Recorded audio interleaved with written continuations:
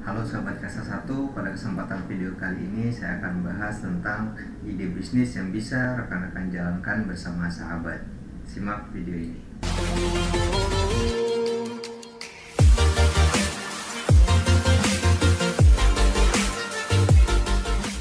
Menjalani wirausaha bersama teman-teman atau sahabat kita, saya kira bisa menjadi hal yang sangat menyenangkan karena pada dasarnya kita mengenal karakteristik, sifat, kebiasaan, termasuk juga perilaku dari teman-teman kita sendiri. Di sisi lain kita juga memiliki kepercayaan yang lebih kepada sahabat kita, sehingga saya kira daripada aktivitas kita banyak terbuang untuk kegiatan-kegiatan yang tidak berguna atau tidak produktif, tidak ada salahnya jika kita bersama sahabat mengembangkan suatu ide bisnis yang secara tidak langsung itu juga bisa memberikan peluang yang besar kepada masyarakat, termasuk juga dalam meningkatkan kesejahteraan kita dan sahabat kita masing-masing.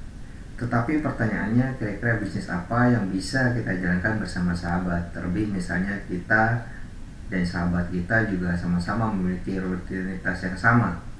Ide bisnis yang bisa kita jalankan bersama sahabat kita, menurut saya yang pertama kita dengan menjalankan usaha franchise. Kenapa usaha franchise?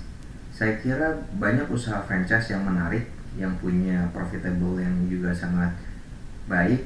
Tetapi di sisi lain, bisnis ini pada dasarnya sudah memiliki struktur dan manajemen yang mapan, termasuk juga bagaimana pengorganisasian dari skala bisnis, termasuk juga potensi-potensi pasar di bisnis mereka masing-masing. Nah, sehingga ketika kita dan sahabat kita memiliki rutinitas, maka pada dasarnya bisnis franchise ini bisa dikatakan sebagai bisnis yang aman, kurang lebih seperti itu.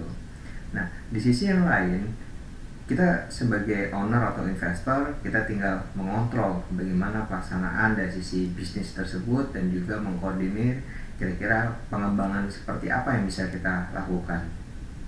Ada banyak franchise yang kemudian berkembang saat ini. Yang menarik buat saya adalah franchise dari sisi jasa pengiriman. Kenapa franchise jasa pengiriman ini kemudian menarik?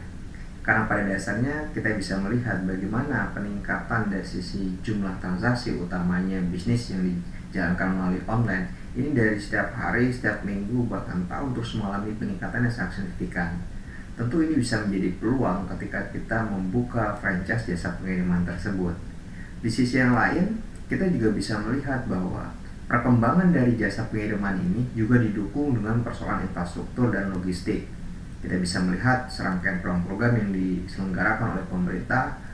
Artinya ini akan memudahkan untuk mendistribusikan suatu produk dari wilayah perkotaan ke wilayah pedesaan. Artinya market ini masih sangat luas dan sangat besar. Di sisi yang lain, saya sebagai pelaku online misalnya seperti itu, saya melihat potensi jasa pengiriman ini terus mengalami suatu peningkatan. Indikasi yang pertama adalah nilai cashback yang mereka kontribusikan kepada para seller di bisnis online. Artinya kalau kita lihat dari sisi cashback saja, operasional saya sudah bisa tertutup. Apalagi kalau franchise jasa pengiriman itu saya buka sendiri. Saya kira ke depan potensi akan jauh lebih besar, jauh lebih luas, sehingga kita bisa melihat hari ini pertumbuhan bisnis ini memang cukup signifikan. Meskipun kita bisa melihat bahwa tidak semua memang jasa pengiriman itu membuka kerjasama dalam bentuk franchise atau kemitraan tersebut. Tetapi setidaknya kita bisa memilah dan memilih jasa pengiriman apa saja yang kemudian menggunakan sistem franchise tersebut. Di sisi yang lain, kita bisa melihat bahwa banyak memang perkembangan dari sisi jasa pengiriman ini sudah dibuka. Artinya mungkin kita bisa lihat dari jarak tertentu itu sudah ada jasa pengiriman. Tapi kalau kita cermati gitu ya, dari setiap perkembangan bisnis jasa pengiriman tersebut seringkali hanya berorientasi pada B2C atau business to customer.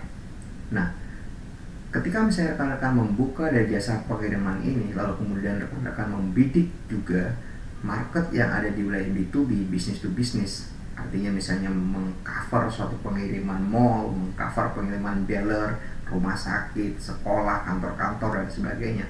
Saya kira itu menjadi suatu peluang yang hari ini dengan tanda kutip itu belum banyak dimaksimalkan oleh agen-agen maupun dari sistem collection yang sudah ada. Nah, ini saya kira bisa menjadi suatu market yang bagus ketika teman-teman tertarik dengan bisnis ini, rekan-rekan bisa membuka franchise jasa pengiriman ini, dan sekaligus mengembangkan dua market sekaligus, baik itu secara bisnis to customer, utamanya adalah menggait market bisnis online, dan yang kedua adalah juga mengembangkan market bisnis to bisnis. Tetapi yang juga tidak kalah penting adalah ketika teman-teman menjalankan bisnis dengan sahabat, ada beberapa hal yang perlu teman-teman perhatikan. Yang pertama adalah terkait persoalan legalitas dari sisi usaha. Karena bagaimanapun untuk melihat suatu bisnis yang bagus, di dalamnya terhindar dari kepentingan-kepentingan pribadi masing-masing. Nah, karena pada dasarnya ini sebagai bisnis bersama, maka persoalan legalitas ini juga harus kita pikirkan di awal menjalani usaha tersebut. Selain itu, kita juga perlu memperhatikan bagaimana terkait dengan sistem kerja.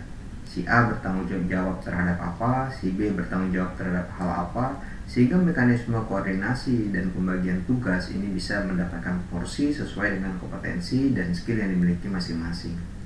Aspek ketiga yang perlu dipikirkan adalah bagaimana kedepannya dalam mengelola keuangan usaha. Karena bagaimanapun di sana ada suatu modal usaha, ada juga profit yang bisa diperoleh, sehingga pengelolaan keuangan usaha ini juga perlu diperhatikan dan juga sama-sama win-win solution dalam melaksanakan bisnis tersebut. Jangan sampai ada pihak yang mendominasi dari sisi skala profit dan pada akhirnya akan menimbulkan dari sisi kecemburuan sosial dan sebagainya.